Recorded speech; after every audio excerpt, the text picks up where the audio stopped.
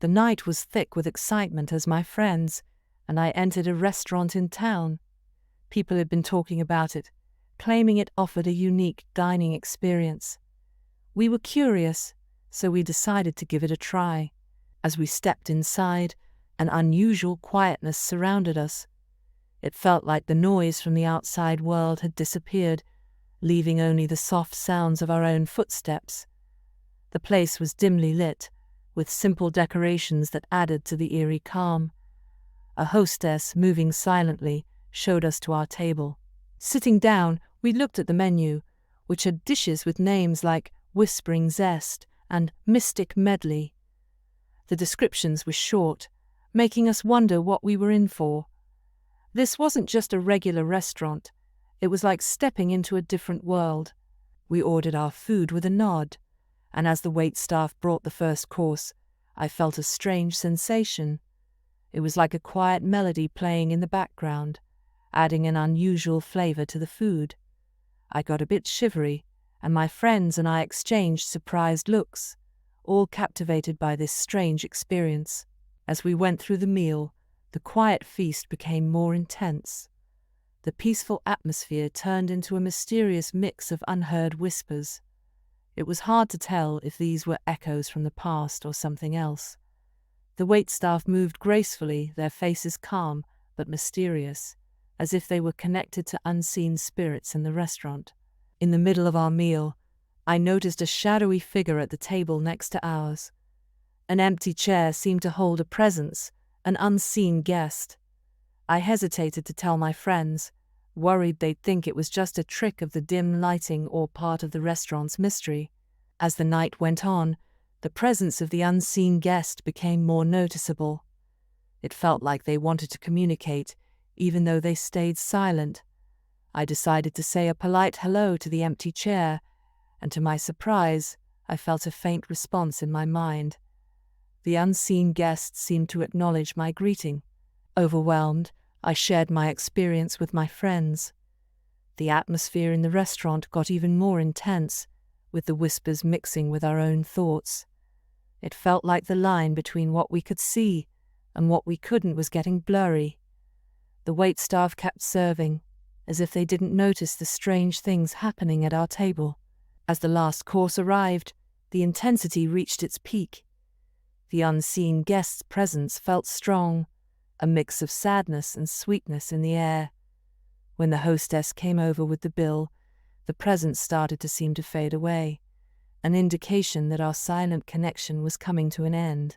The restaurant, once filled with the mysterious hum of the silent feast, went back to its quiet state. The unseen guest, having briefly connected with our world, faded away. My friends and I sat in quiet reflection, trying to make sense of what had happened. Leaving the restaurant, the night air felt different, like it held a lingering energy.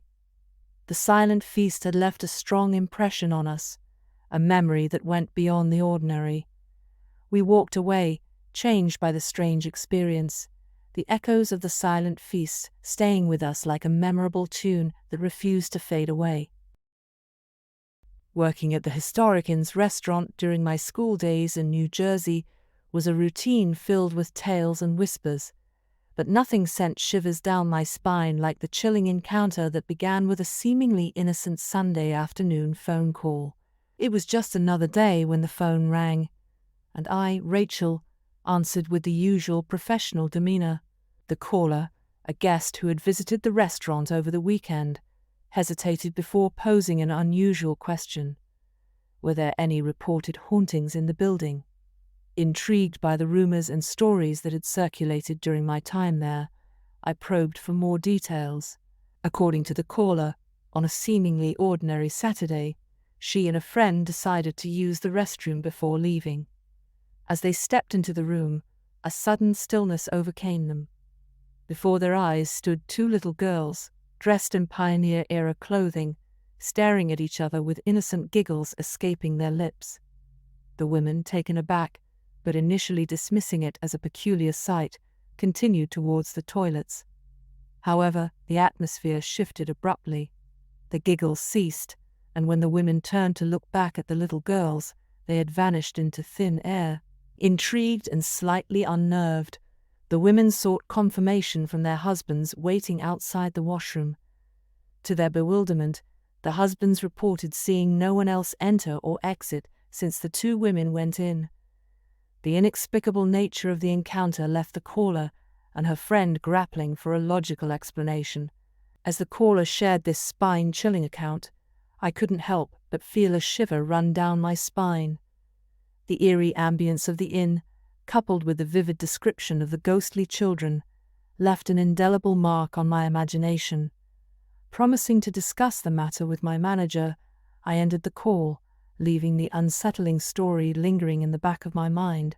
However, my manager, dismissive of such tales, didn't take the caller's experience seriously. Yet I found myself haunted by the image of those pioneer-era little girls, and fear took root in my heart, particularly when it came to using the restroom the caller had mentioned. Weeks passed, and the unsettling story became a whispered legend among my co-workers. One day, a fellow hostess approached me, her eyes wide with a mix of excitement and trepidation. She confided that she had shared the eerie tale with her mother, a regular customer at the inn's restaurant. The revelation that followed sent chills down my spine. Her mother, it turned out, had a story of her own, a story that dated back a decade. About 10 years prior, she and a friend had ventured into the very same restroom that the caller had spoken about. In that moment, the women found themselves face to face with a ghostly apparition, a woman who, in a spectral whisper, asked whether they had seen her two little girls. The realization struck me like a bolt of lightning. The apparition in the restroom was not a singular event. It was a recurring spectral encounter that spanned years. The restless spirit, forever seeking her lost children, continued to manifest in the inn's haunted corridors. The inn, once a haven of historical charm, now carried the weight of a tragic tale that transcended the boundaries of time. The spectral encounter, shared across generations, bound the living and the ghostly in a narrative of loss, yearning, and the enduring echoes of a mother's love. The dim neon sign flickered as I stepped into the roadside diner, its worn-out charm promising a simple meal in the midst of nowhere. The air inside carried the scent of coffee and nostalgia, and I settled into a booth, a lone traveler seeking solace in a familiar menu. The waitress handed me a laminated menu with a friendly smile, and I began scanning the options for a comforting dish. However, as I looked down, I noticed something odd. The menu was changing right before my eyes. At first, I thought it was a trick of the light, but as I blinked, the familiar items morphed into grotesque and unsettling versions. Confused, I rubbed my eyes and looked again. The once familiar burger and fries now read bleeding fingers and gory gravy, and the chicken sandwich had transformed into feathered nightmare with creepy sauce. Each time I blinked or looked away, the menu twisted into more horrifying renditions. Panic settled in as I realized the changes weren't random. There was a pattern, a sinister connection. The waitress returned, her cheerful demeanor contrasting with the horror that unfolded before my eyes.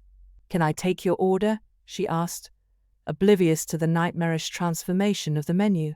I stammered, trying to find the words to explain, but the menu continued its eerie dance.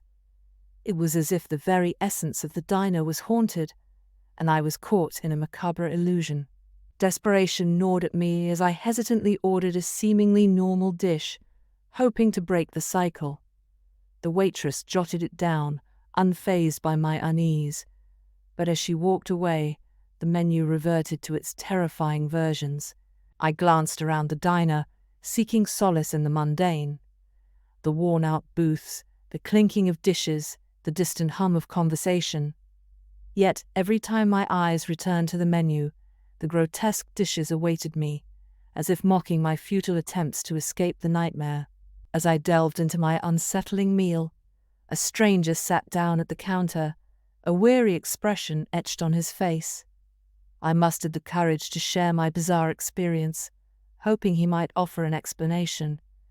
To my surprise, the guy listened intently, his eyes widening with a mix of disbelief and understanding. "I've been through it too," he confessed, his voice barely above a whisper. "This diner, it's haunted by the ghost of a former chef." My heart raced as he unraveled the dark tale. Years ago, the chef had met a gruesome end in the kitchen, a tragedy hidden beneath the veneer of the diner's comforting facade. The spirit, unable to find peace, now manipulated the menu, reliving the horrors of their final moments with each unsuspecting patron. Dread settled in as I realized the connection. The changing menu mirrored the chef's gruesome fate. The once beloved dishes transformed into nightmarish representations of the tragedy that had unfolded within the diner's walls.